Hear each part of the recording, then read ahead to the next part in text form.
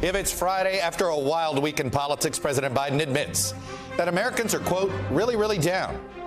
Can the White House turn it around as Democratic presidential hopefuls are starting to line up for 2024? We're going to talk with the Democratic governor of Colorado, Jared Polis, on all of that ahead. Plus, presidential prosecution. The January 6th committee details the conspiracy and lays out its case that Donald Trump knowingly committed a crime and asked others to do it too. So what comes next? We're going to walk through the possibilities. And this summer of discontent, the temperature is rising, both literally and figuratively, as we brace for an abortion ruling, a gun reform deal, record gas prices, surging inflation, the potential prosecution of a former president, and yes, extreme weather. This country is on edge everywhere.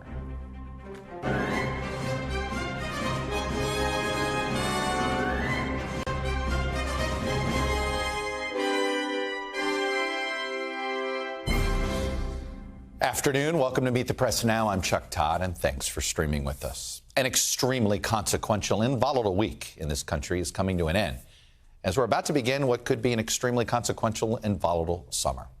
Americans are fed up, and President Biden knows it. Just think about what's happened this week alone. We'll start with the January 6th committee. They showed us how close our government actually came to the brink in early 2021, as former President Trump and his allies pressured Mike Pence to overturn the results of a free and fair election and put Mike Pence's life in danger. The Federal Reserve made its largest single interest rate increase in nearly 3 decades, as the price Americans pay for nearly everything continues to soar, especially gas, which seemed to hit a record high every few days. On the hot-button issue of guns, negotiators in Congress got close to a deal, but now are once again at a standstill. That could upset extremes on both sides. Another round of primaries proved that Trump still has the power to defeat Republicans across them, although the power does come with limits. Nancy Mace now knows that. And all of that comes amid a period of extreme weather, flooding, destroying housing, forcing mass evacuations from Yellowstone National Park, drought worsened by climate change, pushing the Colorado River and its reservoirs to critical levels.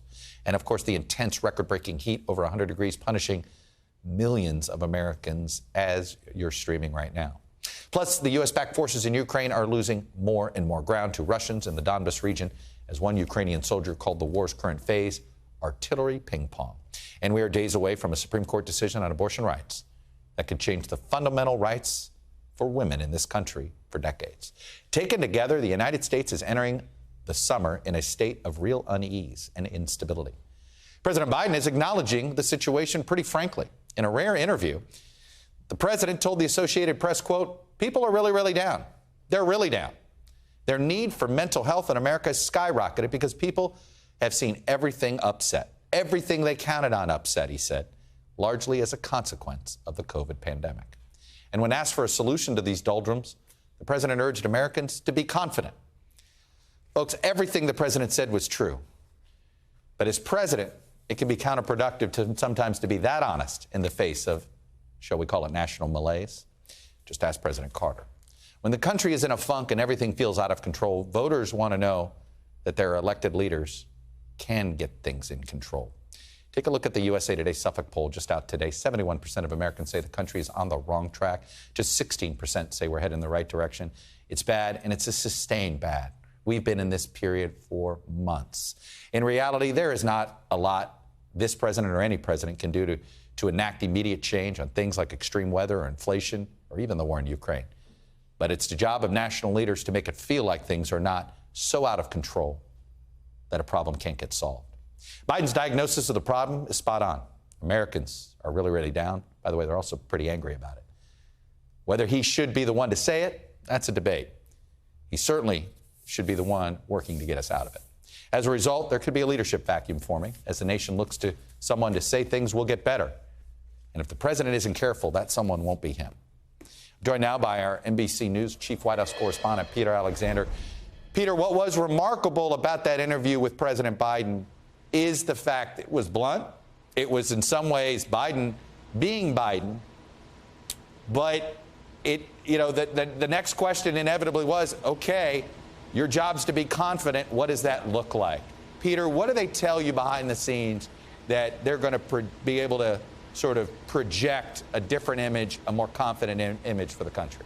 You know, Chuck, I got to tell you, it's almost 100 degrees on the North Lawn right now, and it already feels like the dog days of summer, and the summer hasn't even started. This White House faces so many challenges and headwinds. I've spent most of this day talking to officials here inside the West Wing, trying to get their take on this. They stand behind the president's comments in that new Associated Press interview, effectively saying that it's not his job to tell Americans that things are bad. As he said there, we need to be confident. He said that a recession is not inevitable, but it's also important that he empathize, that he understands that Americans are dealing with real challenges right now. One date they're circling on the calendar is July 4th. Obviously, that's when the sort of summer driving season really kicks off in earnest on the 4th of July, looking for ways that they can address gas prices. As you note, there is just a limited number of options for the president. He's already released a lot of strategic oil from the reserve. He's also calling on oil companies to produce more, calling on other countries. He'll be heading to Saudi Arabia, where that's certain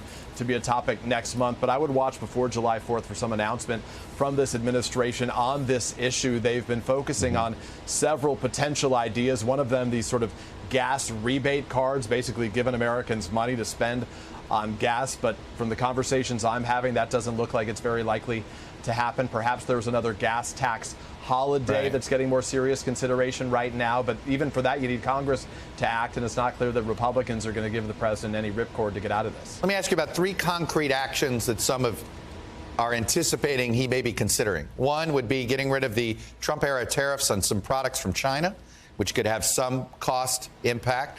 2, the student loan issue. When or if is that going to happen? That's supposed to be this summer. And 3, he told the Associated Press that he thought a deal, at least that included prescription drugs, was within sight. What's realistic? What isn't of those 3 items? Okay, so what's realistic and what isn't? I mean, I asked these very questions literally just minutes ago, and on those first 2, specifically as it relates to student loans and as it relates, student loans was one of them. What was the other one? The tariffs, the China tariffs. Tariffs, of course, yeah. On tariffs, there's sort of this decision paralysis, critics say right now. Like, how long does it take to ultimately come to some conclusion on this? You may hear different opinions, especially on tariffs as it relates to China from different parts of the administration. Janet Yellen and the trade ambassador sort of viewing this, the trade representative, the USTR, on different sides of that issue. But I said to the administration, I said, so why not make a decision? Why not show some determination to do something one way or the other on this? Are you stuck between sort of the progressive base of the party or the more moderate Democratic wing? And is that what the indecision is based on? They say these are major decisions and that they are measured in their response, which is why it's taking some time. I'm not confident that either of those things happen anytime soon based on the conversations I'm having here. As it relates to prescription drugs and trying to lower utility bills for Americans as well, that goes back to Chuck Schumer and Joe Manchin. Privately, White House officials say they're a bit more optimistic that those conversations are getting a little bit more steam lately. They're not going to happen immediately, as was described to me. They can't happen in September, so it's got to happen in the next couple of months here, Chuck. The president hosting Pelosi and Schumer earlier this week. No cameras allowed in there, but this was among the topics that they discussed. You know, Peter, I know it's the president and First Lady's anniversary today, and there's no doubt they want a little bit of a celebration. Yeah. But are we going to see him more? I had a conversation with one of his closest political allies, Doug Jones, the former senator from Alabama. He was the Sherpa for Ketanji Brown Jackson. And he didn't want to talk about all these 2024 whispers about whether Biden should run or not. But he did say he thought Biden needs to get out there more, and that he thought the White House staff was sort of almost keeping him too restrained, keeping him, they get him out, let him make gaffes. That's who he is, and let him be who he is. We hear this critique all the time. What do you hear when you have the let Joe be Joe conversations behind the scenes? I mean, honestly, I think there is a lot of frustration that the president, when he delivers his remarks, that sometimes he doesn't get the sound bite out, and that the White House is still playing with an old playbook from back in the Clinton years, let's say, where, you know, you could deliver remarks at 2 o'clock, get cable coverage, and lead the evening newscast. It doesn't work like that anymore, and the president's message it isn't resonating with a lot of Americans right now, who increasingly see him obviously as older and perhaps not on top of the issues that they're so concerned about, with, as you noted, I think 2 in 10 Americans right now saying that the country's in the right direction. I asked, it doesn't sound like there's a new messaging campaign beyond an effort to try to contrast the policy of this administration with that of Republicans with the midterms looming this fall, Chuck. Peter Alexander, our Chief White House correspondent. on a very hot North Lawn. Peter, thank you. Go get cool. Joining me now, Colorado's Democratic Governor Jared Polis. Governor Polis, good to see you. Let me start with, look, you're not here in Washington. That's why I wanted to talk. I want to talk to the governors. I want to talk to folks not here in D.C. because we can all get caught up in the D.C. everything, and we know what that means. But when you watch this from the outside, and you were part of the D.C. crowd for a while, of these problems that look intractable, what's truly intractable? What do you think we're all overrating? First of all, I'm very grateful to be back in the beautiful state of Colorado, and I think many of my fellow governors on both sides of the aisle feel the same. States are flush with money, the economy's going strong, unemployment's low. But as the president indicated, yes, there's a lot of uncertainty. I think it's important to show empathy because costs have gone up a lot. And of course, a lot of that is federal policy. We'll get that into a minute. Certainly states are doing what we can to address it. Here in Colorado, we're sending out $500 to every taxpayer. We've eliminated the sales tax for many items. We've cut the property tax. We've done over 100 things to save people money. What do I think they need to look at seriously? You actually just mentioned some of them. Of course, they should drop the Trump-era tariffs. Without a doubt, that would save the average American $797. It would instantly knock inflation down by 0.5% or more. Easy call on policy. Get it done. The other thing I think they should do is they should suspend the federal gas tax. That's 22 cents a gallon. We did a smaller version of that in our state. I know other states looked at that too. We avoided a 2-cent fee on gas, but 22 cents is a lot. But you know, beyond that 22 cents, Chuck, it's just translating that empathy into action. It's showing not only do we hear the pain and difficulty of the American people, but we're doing what we can. I think the American people know that the Biden administration, the Trump administration, they're not ultimately responsible for the price of gas at the pump. It's an international global commodities market. What they are responsible for is doing what is in their power. And yes, what is in their power, I think would fly through Congress. I would dare Republicans to oppose suspending a 22-cent gas tax for 6 months. So why do you think it's funny? Both of these suggestions have been out there for weeks, arguably on tariffs for months. I think that's been at the root of the frustration of some Democrats that I talked to. It's sort of like, do something. The debate paralysis is probably the worst virus that's going on in D.C.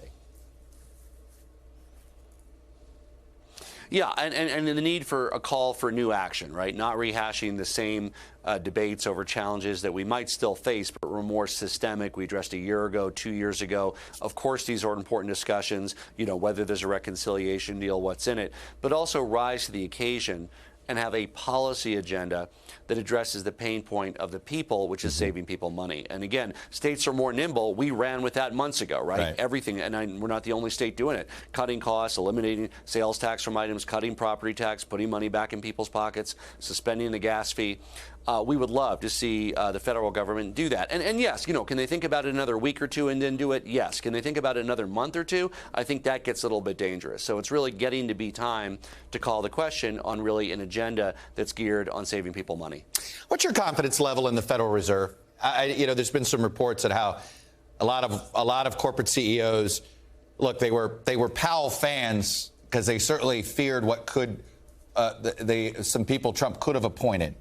And there was this idea that Powell feels like he comes from the sort of Bernanke wing, and people were pleased with Bernanke. But they missed this. This is a big whiff, and one would argue the Fed Reserve really has one job, right? Keep an eye on inflation, and they whiff this. What's your confidence level these days? Yeah, look, I think a lot of experts whiffed it and didn't see this coming.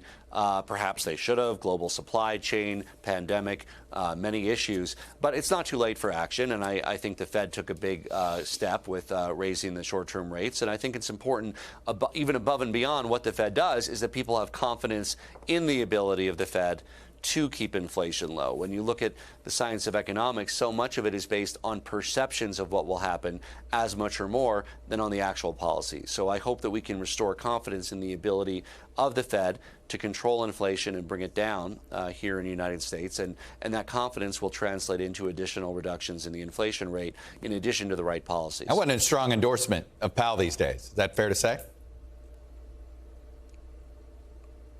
Well, look, I mean, I'm not here to play Monday night quarterback, Chuck, right? Monetary policy is a very sophisticated area. I think this higher than expected inflation caught a lot of people unexpected. Whether they should have seen it or not, I don't know. It's lasting longer and it's harder. We need more of a policy response. It's not just the Fed, Chuck, and it's not fair to say it's all on their shoulders. We need an aggressive policy response around saving people money. We talked about some pieces of it, getting rid of the Trump tariffs. We talked about a gas tax holiday. I think there's other taxes that can be cut temporarily. And I also think that we should move forward. If we can't get an immigration reform through Congress, President Biden should move forward with DAPA, which is a sister to DACA. We have this is the 10th anniversary of the Dreamer program, right. DACA, Deferred Action for young people who grew up here. There was a sister program that President Obama attempted to get through, but the clock ran out on DAPA. It's Deferred Action for the parents of American children. It would address some of the workforce shortages we have today and contribute hundreds of millions of dollars to our economy, and absolutely would reduce inflation if we can get that done. There was that whisper, the article in the New York Times last week that some of us thought looked like a starter's pistol for 2024, whispers about whether Biden should run or not. How much of that do you how much of this is about the president's age and how much of this is about the president's current political standing? Would these conversations be so public if his approval rating were closer to 50? Look, I think he has plenty of time to turn this around, and we talked about this, showing a reaction to cut costs, save people money. If we can do it in the next few weeks, the policies will have the desired result. The American people will feel that. That's what this is really about. Look, I mean, you and others in the press have talked to the president. I've talked to the president. He is on top of everything as he ever was. He is always a guy that shoots from the hip and has been gaffe prone since he was a young man, and we like him because of that. That's an aspect of his charm, right? And it's no different now than it was 20 years ago with Joe Biden. And I think he has every opportunity to turn this around, maybe pull some new blood into the administration, get the policies right to save people money. And I think it'll be a whole different ballgame once his popularity recovers. Governor Jared Polis, it was a lot we got to, a lot I wanted to get to. I think Colorado's going to experience a tough summer due to climate change, aren't they? Yeah, and I hope that Congress can get together on a climate package. We're doing a lot here in Colorado. We're going to be at 80% renewable energy by 2030, just 7.5 years. But we need the rest of the country and the rest of the world to really step up and show leadership as well. Yeah, things are changing fast, particularly out west. Governor Jared Polis, always a pleasure. Thank you, sir. Coming up, we learned a lot more this week about the conspiracy to overturn the results of the 2020 election, allegations the Trump campaign ripped off its donors. But was any of it illegal? Does any of the evidence add up to a criminal case against the president? We're going to talk to a former federal attorney who will walk us through what could come next after these hearings, after the break. And later, President Biden weighs in on the 3 Americans reportedly missing in Ukraine and issues a warning for others who may want to join the fight in Ukraine. You're watching Meet the Press Now.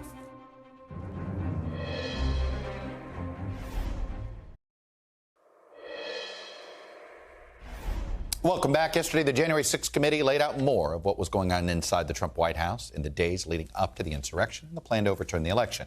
The committee presented evidence that both Trump and the lawyer, John Eastman, knew their plan was illegal and unconstitutional, and they decided to attempt to execute it anyway. We learned that Eastman admitted the idea that VP Pence could overturn the election was, would get overruled by the Supreme Court, probably 9-0. He admitted that to the president and vice president in the Oval Office 2 days before the riot. And yet, the White House still released a statement claiming Pence did hold that power. Trump continued to press Pence, and Eastman continued to press Pence to do what they knew, what they were told, and what they believed was illegal. And in the days after the attack, Eastman then asked Rudy Giuliani to see if he could be put on the presidential pardon list. He also refused to answer questions from the January 6th committee, pleading the fifth at his deposition, according to the committee, at least 100 times. The committee was able to paint a pretty damning picture. But is it enough to charge the former president with a crime? Joined now by Barbara McQuaid, former U.S. attorney, current NBC News legal analyst. All right, Barbara, there seems to be 3 potential areas. If this fell in your lap, area 1, conspiracy, a collusion to overturn the election. Bucket 2, incitement of the attack itself. Bucket 3, the fundraising fraud. I don't want to prejudice your statement here.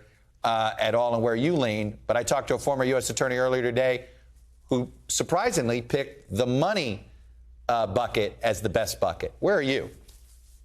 Well, the money bucket is the easiest bucket, and most prosecutors go for the low-hanging fruit. Prosecutors can win cases by hitting singles, not by hitting grand slam home runs. And the fraud prosecution really might be the easiest one to prove. What you have, again, you'd need to make sure that you have the evidence to support this. But based on what we heard the other day, it sounds like Donald Trump fundraised off of the big lie. We heard Zoe Lofgren describe it as not just the big lie, but the big ripoff, that he raised $250 million on, number one, the false claim that the election was stolen. But number two, a really easy one to prove, that he said the money was going to go for one thing, to defend the election, and instead it went for another thing, which is, we heard Mark Meadows' Political Action Committee and the Trump hotels. This is just like that We Build the Wall scam that Steve Bannon was charged with. That's pretty easy. Now, I think, though, as easy as that might be to prove, I don't think it is sufficient in this instance to address all of the misconduct that it appears Donald Trump may have engaged in. So the next level would be conspiracy to obstruct an official proceeding, I think. And I would look at all the ways there that Donald Trump tried to interfere with the lawful transfer of presidential power. That includes false slates of electors. That includes pressuring Mike Pence to violate the law by throwing out the votes. And that includes the efforts with regard to Brad Raffensperger in Georgia.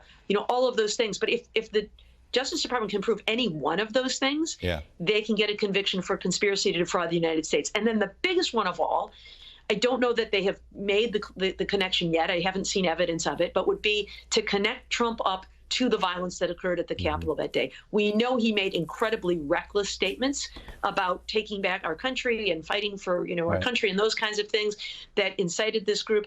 But I think you would have to show some specific connection. It may be that they can get there. We know that some of the Proud Boys and Oath Keepers have entered guilty pleas to seditious conspiracy.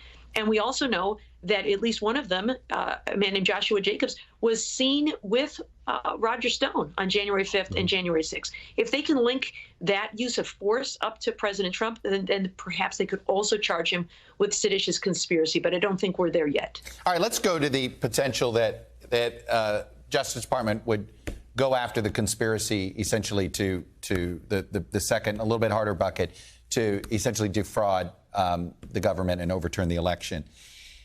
I want to put up this timeline here about when everybody knew that the scheme was unconstitutional and illegal.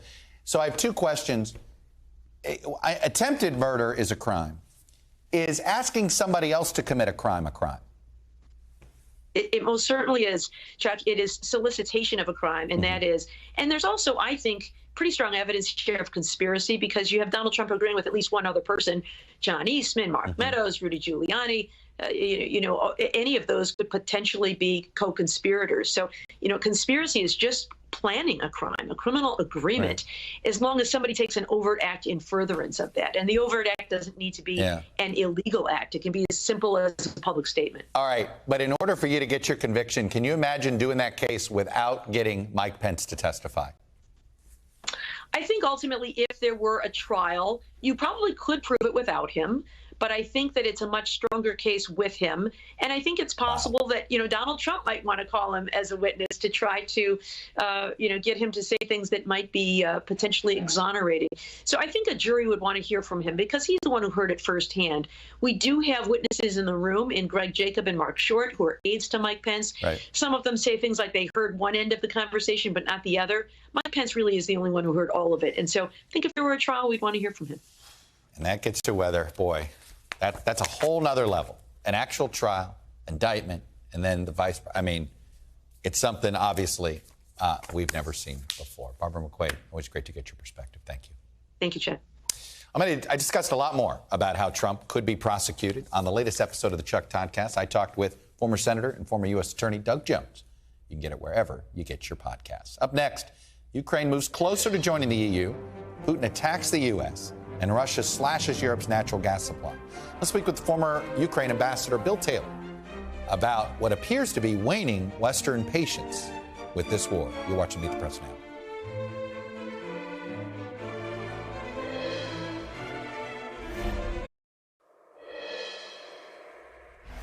Welcome back. Believe it or not, the war in Ukraine is about to enter its 5th month, and it's one of the issues contributing, you could argue, to President Biden's troubles and the American people's discontent as we continue to send billions of dollars in order to support Ukraine in this fight against Russia. Today, the president spoke about the 3 Americans who are believed to have gone missing after they decided to join the fight in Ukraine and fight alongside Ukrainians. Take a listen. I have been briefed. We don't know where they are, but I want to reiterate, Americans should not be going to Ukraine now. Say it again. Americans should not be going to Ukraine now. They should not be going to Ukraine. Meanwhile, at a forum in Russia today, Vladimir Putin mocked the U.S. as a fading world power while dismissing the long-term impact of Western sanctions. Of course, he was speaking to an audience that included the Taliban. Meanwhile, more Americans now say Russia is winning the war than say Ukraine is. That's according to a new poll from The Economist in YouGov. So I'm joined by Bill Taylor. He, of course, served as U.S. ambassador to Ukraine during the George W. Bush administration. He's now vice president of Russia and Europe at the U.S. Institute of Peace. Bill, you've been concerned about this for weeks, and it feels like, there's continuing to be, the West is looking for a way to get this to a resolution faster, perhaps, than our friends in Ukraine. Is that fair to say? It's fair to say that some in the West are trying to do that. I think there are those who realize that if we go for a negotiation, or if President Zelensky goes for a negotiation or a ceasefire right now, that locks in Putin's gains. Right. That gives Putin a lot of Ukrainian land that will be hard to take back. And President Zelensky knows that there's help on the way. He knows that these big weapons are coming. But man, and they're taking a while, right? Like this is, you've got some context on the front lines. I do? Yeah. What do they tell you? They felt good a couple weeks ago. How are they feeling today? They're still feeling like they're getting outgunned. They're still outgunned. However, they know that there are more coming. There are 200 of these long 155 long-range weapons. Both the United States and others are providing these things. They're firing them real hard. There's information that some of these new tubes, these 155 tubes, are burned out. They've been firing so much they have to go back and get repaired and then get back to the front. So they're clearly in use, and they're clearly much more accurate than the Russians. The Russians are just bombarding almost irresponsibly, but the Ukrainians are able to use these new weapons very targeted way, and they're more on the way. So if they can hold out, and then they would like to be able to push back. For a long time it was said that time is on the Russian side, but is time actually, if we can, the longer Ukraine essentially keeps this a standstill, does suddenly time favor the Ukrainians?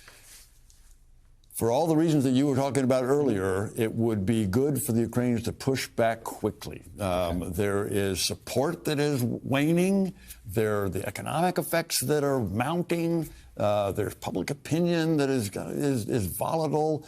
Ukraine needs to have some wins, and they're looking for these wins to be able to push back. That's going to depend on U.S. and NATO support. Putin seemed to saber rattle a little bit on natural gas. Sending a bit of a message to Germany on the day that this group of EU leaders came. And on one hand, I think pledged significant support for Ukraine's membership in the EU. But you can just feel it in Germany in particular. I mean, they don't have a lot of patience to be cut off from Russian gas like this, do they? They don't have patience, and the price of gas is clearly going to go up. And Putin is exactly what you say. He's starting to play with that. Does he think he can break the European alliance? Well, he doesn't. There's no indication that the European alliance is going to break. That doesn't mean he doesn't think he can break it, right? That doesn't mean he doesn't think. I mean, he can certainly try, and he's using that gas weapon. That's a gas weapon that hurts him as well. I mean, if he cuts sales, he loses that revenue. One of the big things about the gas and the oil that he's given to the Europeans is that's a source of revenue that keeps his military going. If he cuts back on that, he loses that. Have we overrated the importance of sanctions? Sanctions are more effective the longer time they go. In particular, the big sanctions are these export bans. That is our refusal to provide chips to the Russians. They've used probably 70 or more % of their precision-guided munitions. The only way they can replace those is using these chips. They don't have those, so they can't do that. They're relegated now to dumb bombs. So the reason I ask that is it seems that Russia was more prepared to withstand this than we anticipated. Is that fair to say? Maybe. However, they weren't prepared for the big sanction that we're putting into effect, which is to freeze their, and maybe even take, their central bank reserves. Okay. They had $600 billion, $300 billion abroad, and they don't have that now. Is this a war that gets resolved this year or not? Probably not. It probably goes into next year. It probably goes into next year. Both sides are fighting hard. Both sides think that they can win some more on the battlefield. As long as that's the case, we're not looking at an early termination. Nobody seems to be incentivized to that. But at what point do the European leaders almost start to get even more antsy? The European leaders will get antsy, but the Ukrainians will fight as long as those weapons, fuel, ammunition comes in. There's no sign that that's stopping. In fact, it's the opposite. Right now, we're starting to hit the stride. It needs to be stronger. It needs to be more, but its flow is increasing, and that's what the Ukrainians need. All right. Bill Taylor, former ambassador. Always good to get your perspective. Thanks, Chuck. Thank you. After the break, yet another poll showing just how badly voters say they are feeling about the country and its leadership. My panel will get into it and much more. Busy week in politics around here and the world. You're watching Meet the President.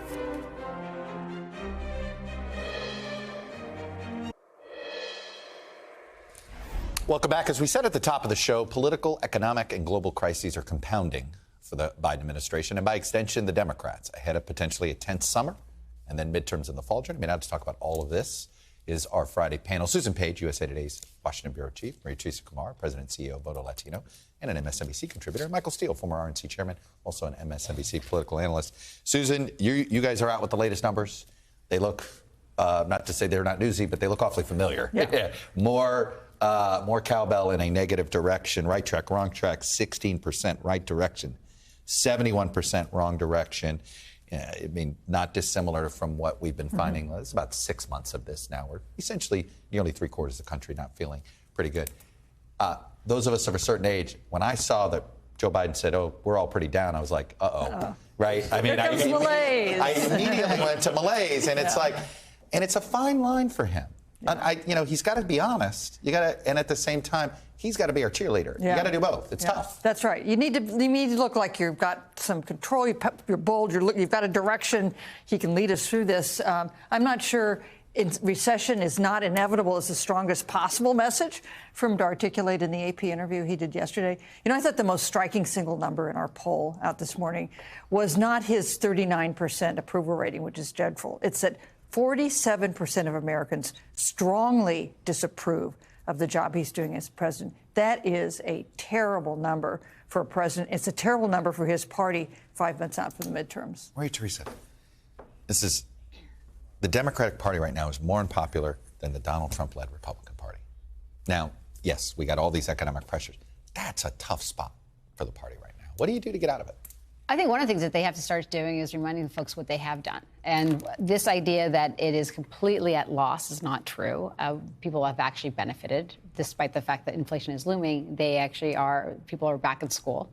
They have the child tax credit, and you go down the list. But the biggest challenge is that a lot of the Democratic folks that would vote for them don't know that the party had anything to do with that. You're going to start seeing. They don't feel good now, though, either, do they? They don't feel good, but they also don't feel. I mean, I have never been in a room with so many Democratic operatives that feel like they've lost. And I'm like, but we won. We won collectively by moving in all these chambers, and I think that is the challenge. I do think that one of the things you're going to see is going to be a short win, is going to be all around the student debt crisis and actually doing some loan forgiveness around there more permanently. We don't know what the exact number is. People are saying tentatively 10,000, maybe. But I also think that one of the things that people are looking at the local level is the abortion debate. And that's what a lot of Democrats are. But they're almost like weirdly. They are hanging over it now. And is it going to be enough? Yeah. And I don't know the answer to that, because I think the challenge is that they have no answer for something that is existential. Instead of focusing more on the fact that it's not just about inflation, but that our democracy is on the line in November, they are pivoting only in basically allowing the Republicans to make sure that the Democrats are playing in their sandbox. And I don't know if that's the right strategy. I want to pull up this full screen today from Roy Teixeira. He's longtime sort of Democratic sort of I would argue, one of the better numbers guys out there, but also from a bit of a different generation of Democrats. And he says this: the reality is that Democrats have failed to develop a party brand capable of unifying a dominant majority of Americans behind their political project. Indeed, the current Democratic brand suffers from multiple deficiencies that make it somewhere between uncompelling and toxic to wide swaths of American voters who might potentially be their allies. Now, Michael Steele, you're not a Democrat, so I'm not going to, but I think you're somebody who thought of yourself as part of this Biden coalition that was going to stop Trump. How do the Democrats turn that into something that's more than just anti-Trump? Well, they've lost a lot of ground to Maria Teresa's point, because instead of telling the good narrative at a time when the good narrative was ready to be received, right, they were fixated on filibusters and Joe Manchin and the dance with Kristen Sinema. I'm like, guys, who cares? The voters are right in front of you. Talk to them. So now they've got a narrow window, a very short runway to do the things that you just articulated. It can be done. I've looked at some numbers, too, and the poll that Susan's team put out this morning. One of the things I find very interesting is you still have a lot of voters out there that are gettable. And so I'm looking at numbers that say, yeah, the House is still in play. This is not a fait accompli for the Republicans. Look, people are unhappy with the Democrats. They don't love the alternative. Thank you, right? Chuck. Like, that's the thing. They so don't love the alternative. What's the alternative? And so, but here's the rub, even to that point, even more pointedly. The alternative is a bunch of candidates who are going to be on general election ballots that a big number of Republican, Democrats, and independents are sitting there going, I don't know if I can pull the trigger for crazy. And so the reality is, how do the Democrats then juxtapose themselves against those candidates? Right. You know, a significant number of them in districts that otherwise should be won by Republicans. You know, the problem is also they need to make this not a choice between these two candidates. Right. They need to make it a choice between these two not candidates. A referendum on the people who That's are now correct. in charge. And that is very hard to do in the first midterm election. But I think the difference is in this case is that you can actually tell a voter, if the Republicans win control of the House, we already know how they're going to legislate. They're going to basically take away. They're not going to do gun reform. They're not going to focus whether or not they have abortion care. I mean, they already have a list, right? So if you look at what has happened specifically in Florida, they're not. If you are not on the right side of the Republicans, DeSantis is basically going after business. He's going after abortion. He's going to focus on CTR. Are these issues really that the general majority of Americans want? I don't think so. And I think the Democrats have to be very bold on that. We already know how they would legislate if they were to control the House and the Senate. This time last week, or actually it was last weekend, looked like we had a gun deal. Now, this week, you know, and I've been debating whether it's really about the deal's not going to happen, or there's a little bit of kabuki theater and Cornyn needs to play a little hard to get. But take a look at this reception John Cornyn got today at the Texas Republican Party convention. Let's play a clip. Thank you. God bless you. And may God continue to bless our great state of Texas.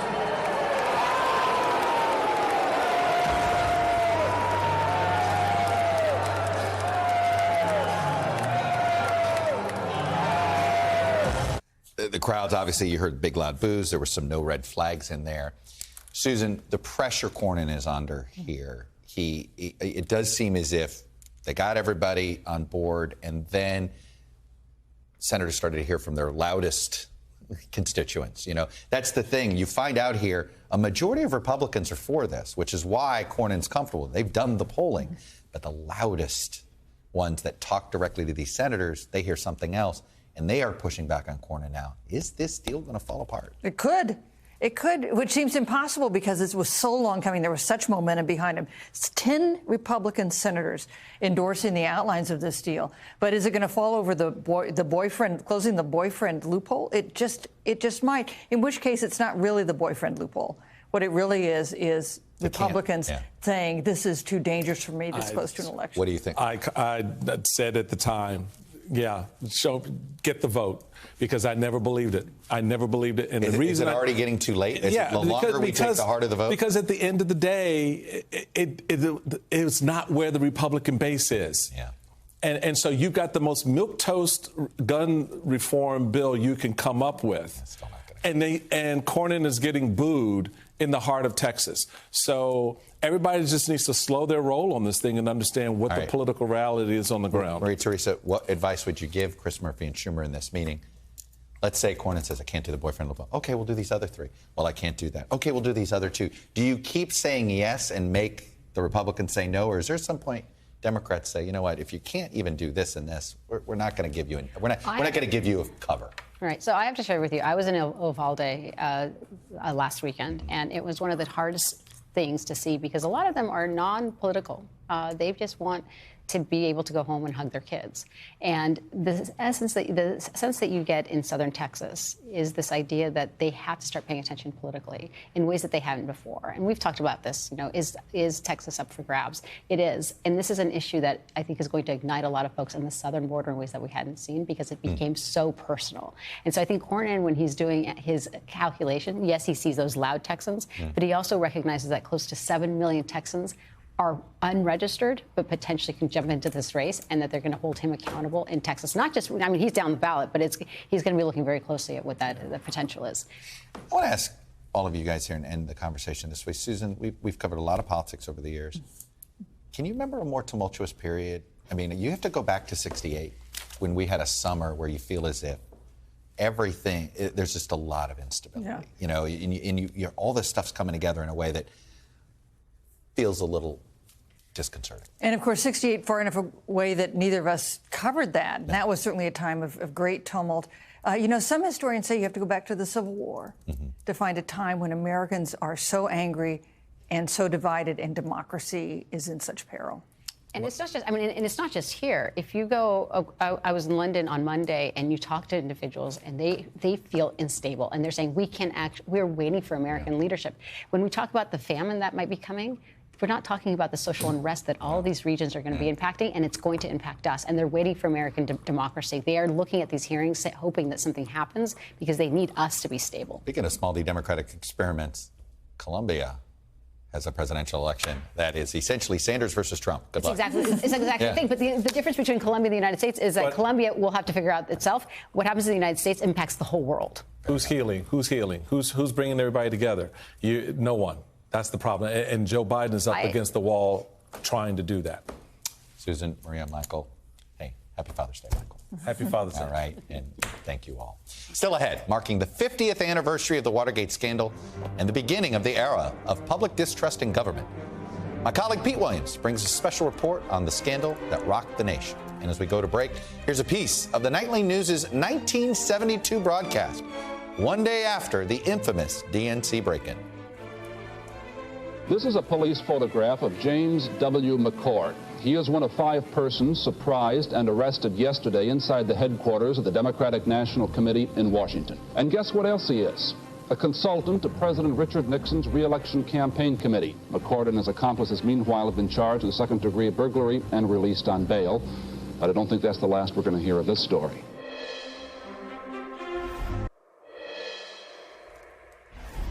Welcome back. As we head into a summer that might involve the prosecution of a former president, today is the anniversary of what turned out to be the beginning of the end of another presidency, Richard Nixon's. 50 years ago today, a break-in at the DNC's headquarters here in Washington, D.C. at the Watergate Hotel led to one of the biggest political scandals in American history, and the legacy lives on. Our own Pete Williams went back to the Watergate building and back to where it all began. Early in the morning, 50 years ago, these 2 men were Washington, D.C. police officers responding to a report of a break-in at the headquarters of the Democratic National Committee. Walking through these very same halls, they didn't know what to expect. Do I think we're onto something? Yes, but I have no idea how big it's going to be. No idea that the arrest they made that night would lead to the discovery of a political scandal that ended with Richard Nixon becoming the only American president ever to leave office in the middle of his term. Therefore, I shall resign the presidency effective at noon tomorrow. Watergate changed the American political system and the very language of scandal. At first, it looked like a petty crime. 5 men arrested June 17, 1972, after breaking into the National Democratic Party headquarters. Paul Leeper and John Barrett responded to the police radio call while they were on regular duty as part of a plainclothes detail. A security guard at the Watergate office building called police after noticing that someone had used tape to prevent the stairwell doors from locking. With guns drawn, they searched room by room in the suite of Democratic offices, now occupied by a publishing company, until they came to a room of cubicles. Officer John Barrett suddenly saw an arm. I yelled something to the effect, get your hands up, et cetera, expletive deleted, I'm sure. And Paul came in, jumped up on a desk, pointed his gun down, the 5 hands go up here. This photo shows the actual desk the Watergate burglars hid behind. One of them was holding a raincoat and wouldn't drop it. Barrett feared it was hiding a gun. He dropped the coat. He didn't have a gun in his hand, but it was precarious at that point. It was like really bad. I was almost getting ready to let a round go. You're thinking this might be a burglary. So what do you think when you see 5 guys stand up in suits? These guys all look like business people, you know, so I'm thinking, is this some kind of international thing?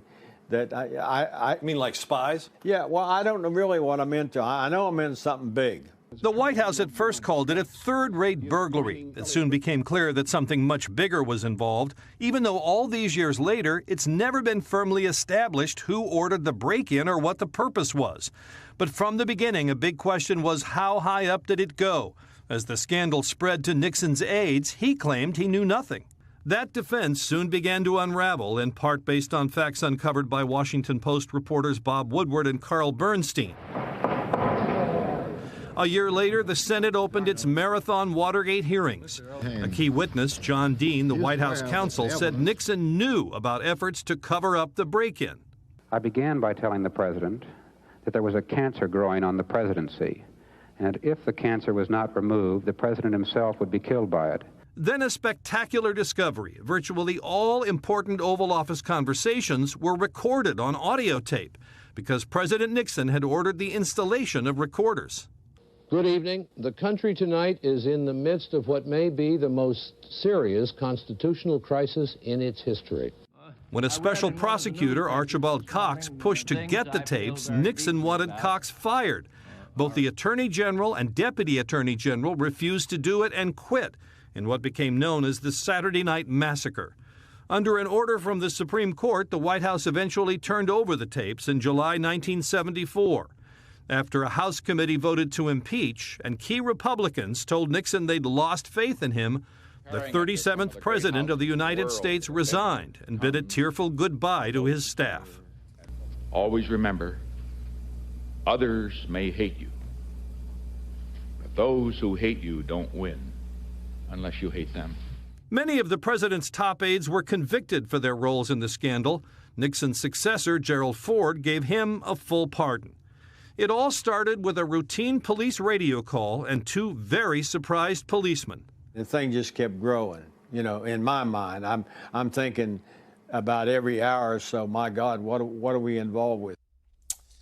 Pete Williams joins me now. You know, Pete, ultimately, the end game for Richard Nixon was to find the weakest possible opponent for the 72. And that was the whole dirty trick. That was the whole thing. It turned out and what's interesting to me today, we were talking about this, is all of the scandals uncovered by Watergate, many of the things that we found scandalous back then are part of our everyday politics. I got 4 different campaigns that are trying to pick their primary opponent, getting involved in a campaign. They're doing it overtly rather than covertly. But what's striking to me is that the legacy of Watergate, in some ways, is you see it now in plain sight. Is that anything goes in politics? Yeah, it was the goal was to force Muskie out. Right. And they did. They were successful in doing it. They sabotaged his campaign. They put out phony press releases, phony letters in his name. That was part of the dirty tricks thing. And, of course, the whole question here, it's so fascinating that 50 years later, after all the accounts, all the biographies, all the books, all the interviews, we still don't know the answer to 2 questions. Who ordered the break-in? Lots of theories about it. Right. And what was the point of it? Was it to plant a bug? Was it to take pictures? Was it to find what the Democrats had on Nixon that might be derogatory? Was it to look for derogatory things about the Democrats? Was it to protect certain aides of the White House? All these different theories. And you got to remember when it was, this is at the end of the primary season. We already knew now there was a question of who was going to be the nominee. And so we're at June, so they had... What it turned out is almost like they were finishing a job it turned out that they began months earlier. Yeah. And, of course, all discovered because the security guard found that somebody had put tape on a door. He pulled the tape off, went to have lunch, came back, and the tape was back again. That's when he called the cops. There's still one more mystery, the 19 minutes. Oh, on the Rosemary. Going to get the technology to actually eventually find out the archives has, this is on the Rosemary Woods tape. Yeah. The archives has tried several times to see if every time there's some advancement in technology, if they can find it, and they haven't. Well, someday technology will catch up. Or not. Mystery. Pete Williams, thank you, and thank you all for being with us this hour. Back Monday, more Meet the Press Now. Sunday, we'll see you on Meet the Press on your local NBC News station. Jamie Raskin, Larry Summers, but Hallie Jackson is on the show right now.